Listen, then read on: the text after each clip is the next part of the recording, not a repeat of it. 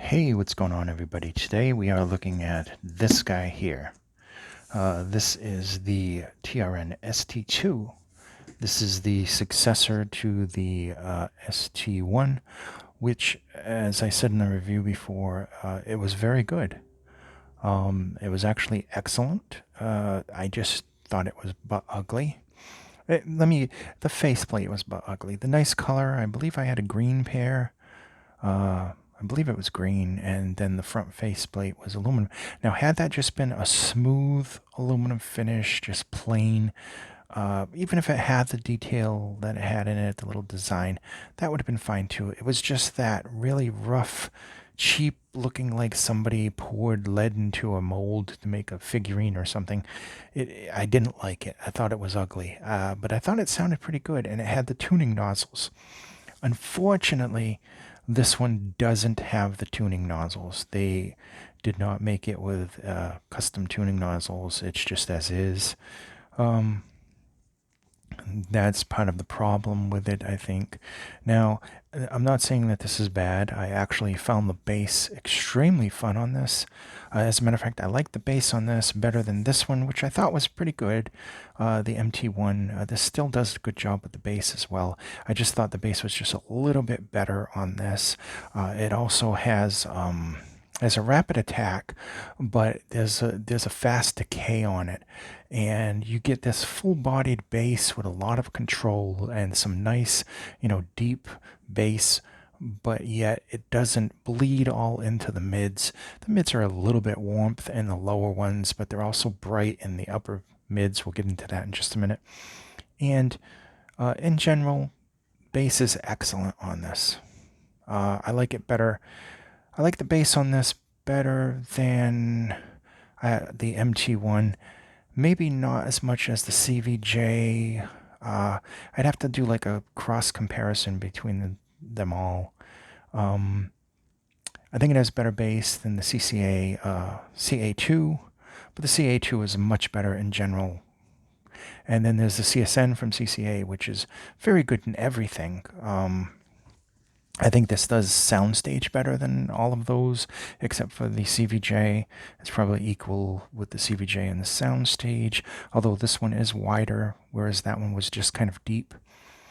Let's look at the back. Looking at the back, if it wants to focus in on that, we can see that there is an impedance of 22 ohms. It has a sensitivity of 107 decibels. It is a 3.5 millimeter. That's basically what you're going to find on anything in the budget range.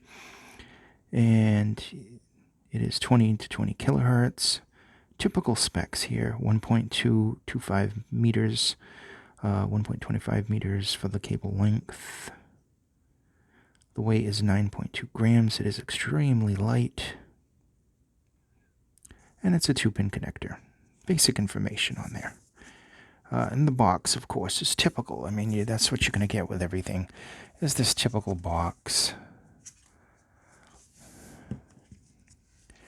So, getting into the sound signature, the build quality, let's take a look at the cable. This time you get a white cable, as opposed to the other one was kind of a brownish black. Here's a white cable. It's very pretty. It's got this connector right here, which is perfect for most cell phones, especially if you have a case like I have on my cell phone. Sometimes the cases seem to impede the larger plugs that some of the better IAMs come with. This fits perfectly for me. It's a decent cable. There's a little clear splitter there. Typical TRN cable, very nice. Has a nice feel to it.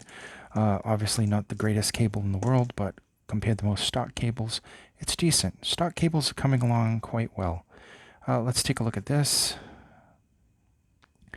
Taking a look at the IAM itself, you see that it has, this is getting on my way.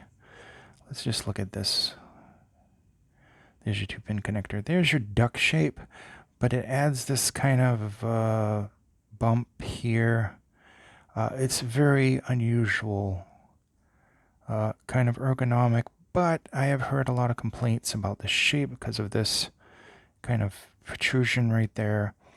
It's like somebody made the IM and then added the face plate on afterwards, and it just wasn't the right one for it. So for me, it was comfortable. I mean, it's got a nice brass nozzle too, by the way, and a metal filter inside there, which you probably can't see. I have the fluorescent lighting off, so I apologize if it's a little dark. We're just using the light from the monitor and the light from an LED light, because honestly, those fluorescent lights are just murder on your eyes. They're very unsafe to use. Incandescents actually were much better light, but they did kind of yellow everything. I personally like LED. So there's kind of like a seam around that faceplate. It almost seems like the faceplate is not even made for this. I personally didn't find any problems with it. I found it comfortable enough, but it is kind of a weird shape, to be quite honest. So comfort-wise with these, for me at least, not too bad. I wouldn't use these for sleeping. These definitely don't have any sleep index for wearing them. I think that these were actually far more comfortable because it's a more traditional guitar pick shape. Sound-wise, let's get back into the sound. So the bass is very, very good. It's powerful bass. It has a very good control and a rapid decay. So it doesn't bleed into the mids very much. There is a mild warmth there in the lower mids. Nothing compared to other ones, nothing compared to this or anything else. It's basically, for all intents and purposes, it is very neutral mids. And they're clear. They may have a little bit of a recession, but for the most part, they're very clean, clear. Male vocals sound really good on this. They're pretty good. They're just, they got a really nice quality to them. Female vocals a little bit pushed too forward, a little shouty at times, because there is a kind of a lift when you get past the mid to the upper mid vocals, upper mids actually, and the lower treble. There's kind of a lift there. It gets kind of spiky. When you get into the treble itself, the treble itself has a lot of sparkle on top. It has very good details. Times I think treble sensitive people would be a bit too much for them, and then you add the spicy mids as well, the spicy upper mids, and it can be downright harsh for some people. I personally like that because the soundstage on this, by the way, is very wide. It's immersive. The imaging is very good on these, whereas on the MT1, it was just average. It's very good on this. So its strong points are soundstage and imaging and the bass. So you put those together and it's very fun. So I'm not going to condemn these. They're definitely not my favorite. But I can see a lot of people like these, and some people really like treble, and some people can take the spicy mids. I, for one, can take, if there's some good features there that I really, really find pleasant, which, I mean, I do like the bass on this. Like the what is it, the NF audios, those had kind of spicy mids.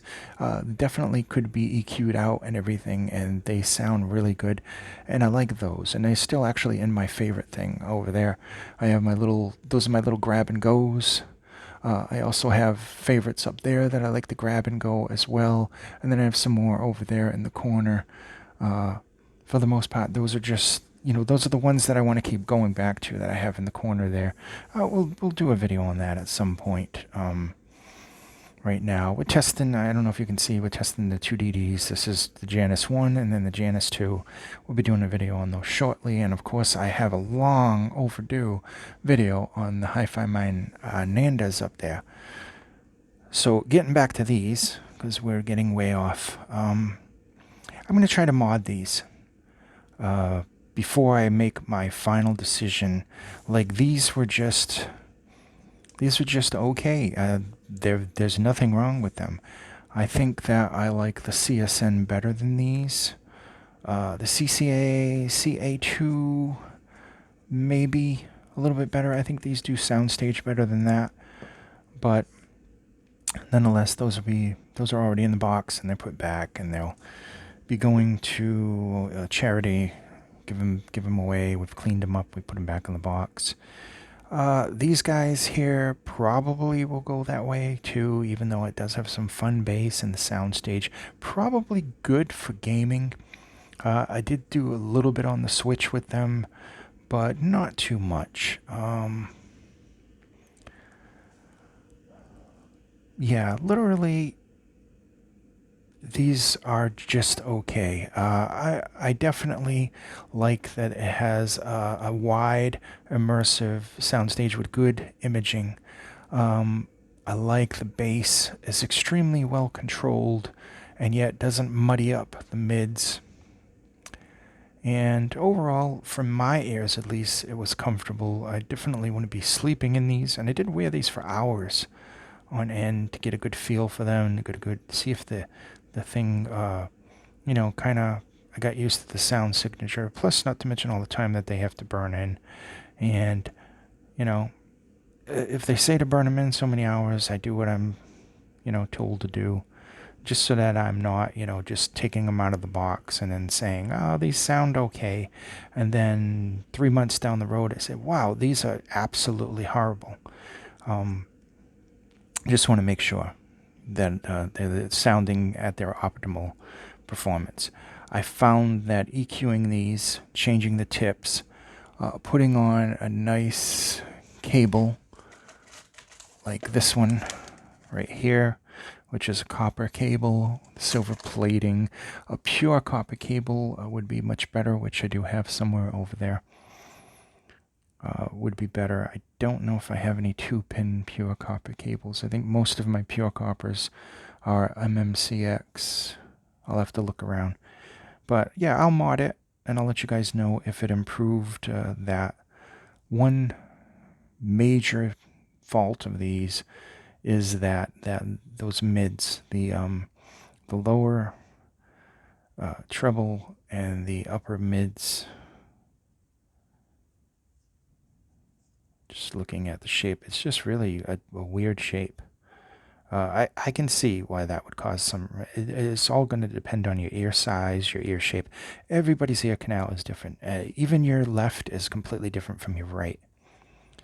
So, these are obviously generalized, and they make these to fit, all people. And that's the draw of a custom IM, is because it's made specifically for your ears. Your left one will be different from your right one, and it fits perfect and everything.